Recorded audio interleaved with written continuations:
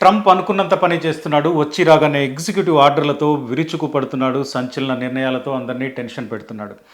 ముఖ్యంగా సిటిజన్‌షిప్ అంశం గురించి ట్రంప్ ఇచ్చిన ఎగ్జిక్యూటివ్ ఆర్డర్ ఇప్పుడు లక్షల మందిని ఆందోళనలో పడేసింది. మెరుగైన జీవితం కోసం, మెరుగైన అవకాశాల కోసం చాలామంది అమెరికా వైపు చూస్తుంటారు.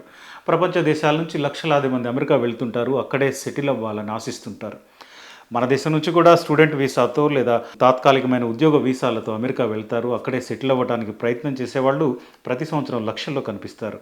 ఇలాంటి వారందరి జీవితాలని ఇప్పుడు ప్రశ్నార్థకంలో పడేసేలా ట్రంప్ ఇచ్చిన ఎగ్జిక్యూటివ్ ఆర్డర్ ఉంది. నిజానికి అమెరికాలో సిటిజన్షిప్ అనేది పుట్టుకతో వస్తుంది. అమెరికా గడ్డ మీద పుట్టిన ప్రతి బిడ్డకి సిటిజన్షిప్ వస్తుంది. పేరెంట్స్కి సరైన పత్రాలు ఉన్నాయా లేవా, వాళ్ళు సిటిజన్సా కాదా, వాళ్ళు అక్రమంగా వచ్చారా సక్రమంగా వచ్చారా, ఇట్లాంటి దేనితోని సంబంధం లేకుండా అమెరికా గడ్డ మీద పుట్టిన ప్రతి బిడ్డకి సిటిజన్షిప్ వస్తుంది. ఇప్పుడు ట్రంప్ దానినే మార్చేస్తా, అట్లా సిటిజన్షిప్ ఇచ్చేది లేదు అంటున్నాడు. అంటే పేరెంట్స్ అక్రమంగా అమెరికాలోకి వచ్చిన వారైతే లేదా తాత్కాలిక వీసాలతో అమెరికాలో ఉంటే అలాంటి వారికి పుట్టిన బిడ్డకు సిటిజన్షిప్ ఇచ్చేది లేదు. పుట్టుకతో వచ్చే పౌరసత్వాన్ని మా ఫెడరల్ ప్రభుత్వం గౌరవించదు. ఇది ట్రంప్ చెప్తున్న మాట. ఇదే ఇప్పుడు లక్షలాది మందిని ఆందోళనలో పడేసింది. ఎందుకంటే రకరకాల వీసాలతో అమెరికా వెళ్ళి అక్కడే సెటిల్ అవ్వాలి అనుకునే వారి సంఖ్య లక్షల్లో ఉంటుంది. మన దేశం నుంచి ఈ సంఖ్య భారీగా ఉంటుంది.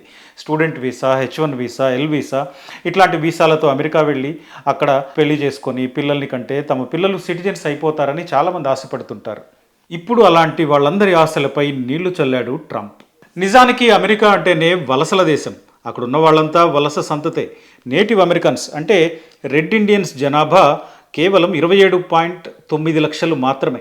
ఇప్పుడు అమెరికా జనాభా 33.5 కోట్లు ఉంది అంటే అందులో అసలు 100 ఏళ్ళుగా అక్కడ ఉంటున్న వాళ్ళ జనాభా కేవలం 27.9 లక్షలు మాత్రమే. అంటే యూరోప్తో పాటు అనేక ప్రపంచ దేశాల నుంచి 200-300 ఏళ్ళుగా అమెరికా వెళ్తూ అమెరికా వలస వెళ్ళిన వాళ్ళ జనాభానే ఇప్పుడు అమెరికాలో 95% పైగా ఉంది. ట్రంప్ పేరెంట్స్ కూడా ఇతర దేశాల నుంచి వచ్చిన వాళ్ళే. ట్రంప్ ఫాదర్ ఓ జర్మన్ ఇమ్మిగ్రెంట్ కొడుకైతే ట్రంప్ తల్లి ఓ స్కాటిష్ ఇమ్మిగ్రెంట్.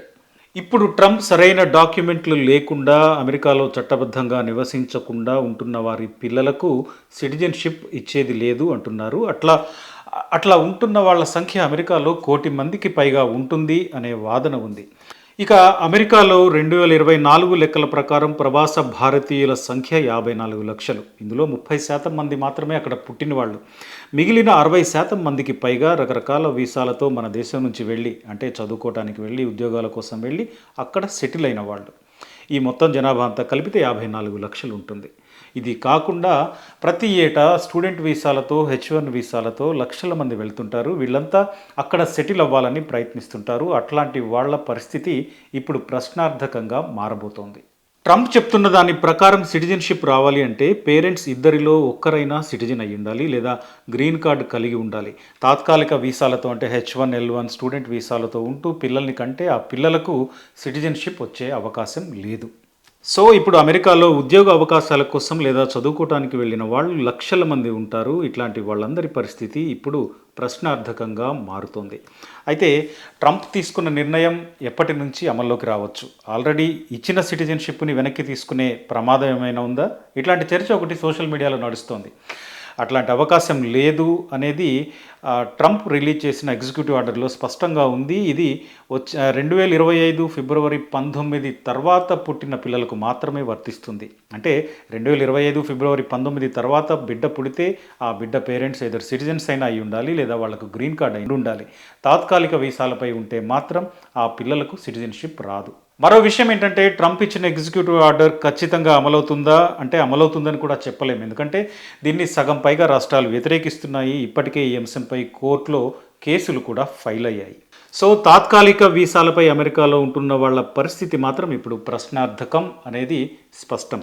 ఇప్పటికే యుఎస్లో 2 లక్షల మందికి పైగా భారతీయులు అక్రమంగా ఉంటున్నారని యుఎస్ హోమ్ల్యాండ్ సెక్యూరిటీ విభాగం చెప్తోంది. పుట్టుకతో పౌరసత్వాన్ని ట్రంప్ నిషేధించిన సందర్భంలో అమెరికా నుంచి 18,000 మంది అక్రమ వలసలను, అంటే ఇండియా నుంచి వెళ్ళిన 18,000 మందిని వెనక్కి రప్పించబోతున్నారు. దీనికి భారత ప్రభుత్వం కూడా అమెరికాతో కలిసి పనిచేస్తోంది. అసలు ఈ సంఖ్య లక్షలకు పైగా ఉంటుందని యుఎస్ హోమ్‌ల్యాండ్ సెక్యూరిటీ విభాగం చెప్తోంది. మరి వాళ్ళందరినీ కూడా వెనక్కి తీసుకొస్తారా? తీసుకురావడానికి ఎలాంటి పారామీటర్స్ అనుసరిస్తారు? ఎలా తీసుకొస్తారు అనేది చూడాల్సింది. సో, ఈ లెక్కన చూస్తే ట్రంప్ వచ్చిన రోజే విడుదల చేసిన ఎగ్జిక్యూటివ్ ఆర్డర్స్ చాలామందిని టెన్షన్‌లో పడేశాయి. ఇది రాబోయే రోజుల్లో మరిన్ని మలుపులు తీసుకొని మరింత ఇబ్బందికరంగా మారినా పెద్దగా ఆశ్చర్యపడాల్సిందేం లేదు.